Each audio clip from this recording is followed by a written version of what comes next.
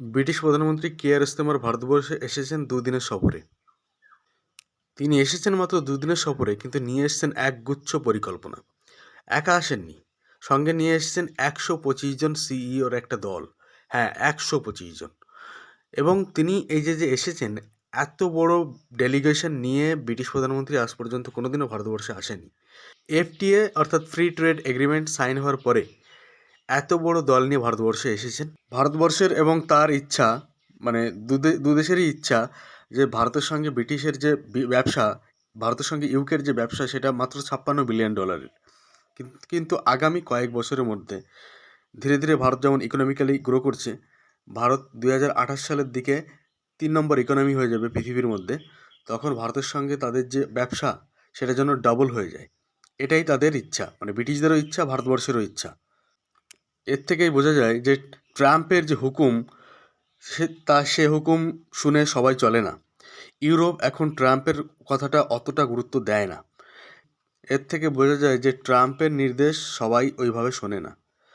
ট্রাম্পের নির্দেশ যদি সবাই শুনতো, তাহলে ব্রিটিশ প্রধানমন্ত্রী এই উদ্দেশ্য নিয়ে, এতগুলো ডেলিগেশন নিয়ে, ব্যবসায়ী সম্পর্ক জোরদার করার লক্ষ্যে তিনি ভারতবর্ষে আসতেন না। সাংবাদিকে যখন তাকে জিজ্ঞাসা করে রাশিয়া ইউক্রেন যুদ্ধ নিয়ে, তিনি বলেন যে রাশিয়ার সঙ্গে তাদের সম্পর্ক খারাপ, এটা সত্যি, কিন্তু তার মানে এই না যে ব্রিটিশ কোনোভাবেই ভারতের উপরে প্রেশার ক্রিয়েট করতে চায় যুদ্ধ থামানোর জন্য। তিনি ভারতবর্ষের উপরে কোনো ট্যারিফ চাপানো কিংবা স্যাংশন চাপানোর উপরে কোনো রকম কোনো হিন্ট দেননি।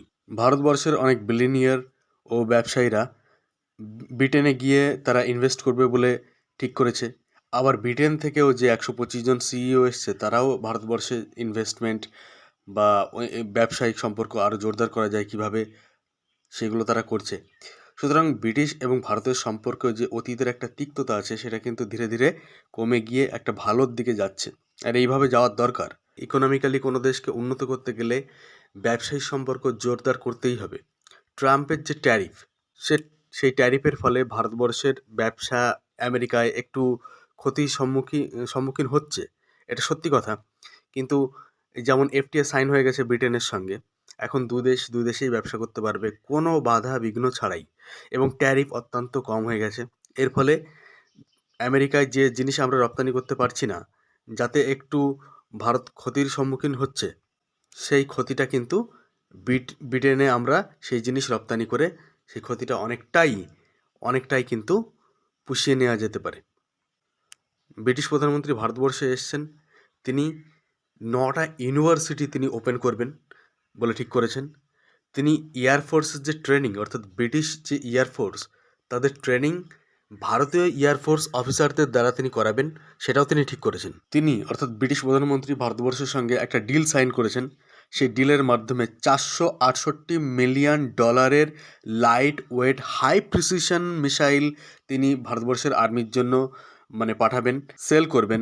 এই ডিল ভারতবর্ষের সঙ্গে ব্রিটিশের সাইন হয়েছে। ফলে ব্রিটিশদের সঙ্গে শুধুমাত্র যে ব্যবসায়িক সম্পর্ক উন্নত হচ্ছে তা না, ডিফেন্স ডিলও কিন্তু উন্নত হচ্ছে।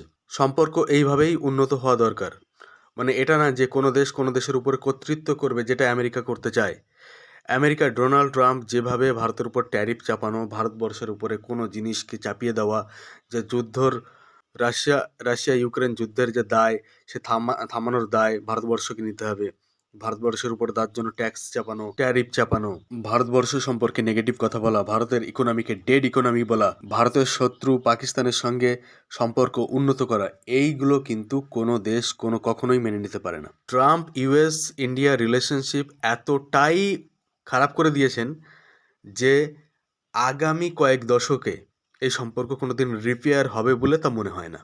আমেরিকার উপর ধীরে ধীরে ভারতবর্ষ যে বিশ্বাস বিল্ড করেছিল, সে বিশ্বাস কিন্তু ধীরে ধীরে ট্রাম্প ধ্বংস করে দিয়েছেন। ভারতবর্ষ ধীরে ধীরে এখন যে সেলফ রিলায়েন্ট হতে যাচ্ছে, এটা খুব জোরদার করে আরও সেদিকে এগিয়ে যাওয়া দরকার। ভারতবর্ষের সঙ্গে ব্রিটিশদের তো পজিটিভ দিকগুলো এইগুলো, কিন্তু নেগেটিভও কিছু দিক আছে, যেমন ট্রেড ইমব্যালেন্স। ভারতবর্ষের সঙ্গে বেশিরভাগ দেশেরই ট্রেড ইমব্যালেন্স। আমরা কম বিক্রি করি, কিনি বেশি। এটা কিন্তু ভারতবর্ষকে ভাবতে হবে। ট্রেড ইমব্যালেন্স ছাড়াও আছে তাদের যে এখনও ভারতবর্ষের উপরে রাজত্ব করার যে আকাঙ্ক্ষা, তাদের কথাবার্তায় ফুটে ওঠে। তারা ভারতের কিছু দেখলেই তাদের ঠিক সহ্য হয় না। ভারতের কোনো উন্নতি দেখলে উদাহরণ হিসেবে বলা যেতে পারে যে চন্দ্রযান-3 যখন ভারতবর্ষ সফল হয়েছিল চন্দ্রযান-3 তে, তখন তারা কিন্তু উল্টোপাল্টা কথা বলেছিল যে ভারতবর্ষে প্রচুর গরিব মানুষ আছে, এত টাকা নষ্ট না করে তাদের উপকারে এই টাকাটা খাটালে ভালো হতো। ভারতবর্ষকে নিয়ে তারা নেগেটিভ কমেন্ট করে, এটা ঠিক কথা। তবে সবশেষে এটুকু বলতে হয় যে কোন দেশ ভারতবর্ষের প্রকৃত বন্ধু? কোনো দেশই না। প্রত্যেক দেশের আলাদা আলাদা ইন্টারেস্ট। আমরা যদি বলি রাশিয়া আমাদের প্রকৃত বন্ধু, কিন্তু রাশিয়ার সঙ্গে চায়নার কিন্তু একটা ব্যাপক গভীর টাই আছে, এটা আমাদের মানতেই হবে। আর রাশিয়া কিন্তু চায়নার উপরে ব্যাপক নির্ভর বর্তমানে, ব্যাপক নির্ভর। চারিদিক থেকে দেখতে গেলে এটা বলতে হয় যে কোনো দেশই কোনো দেশের প্রকৃত বন্ধু না, প্রত্যেকেরই নিজস্ব ইন্টারেস্ট রয়েছে, প্রত্যেক দেশ তাদের নিজস্ব ইন্টারেস্ট মতো চলে। আমরা চাই ব্রিটিশ প্রধানমন্ত্রী এসছেন আমাদের সঙ্গে যেন তাদের ব্যবসায়িক সম্পর্ক উন্নত হয়। তিনি বলিউড কিছু ফেমাস পার্সোনালিটির সঙ্গেও তিনি দেখা করেছেন। বলিউডের উপরেও তার ব্যবসা করার ইচ্ছা নিশ্চয়ই আছে, তিনি তাদের সঙ্গে দেখা করেছেন। যদি আর কিছু চুক্তি সাইন হয়, তাহলে আমি এর উপরে ভিডিও নিয়ে আসব। আজকের মতো এই পর্যন্তই।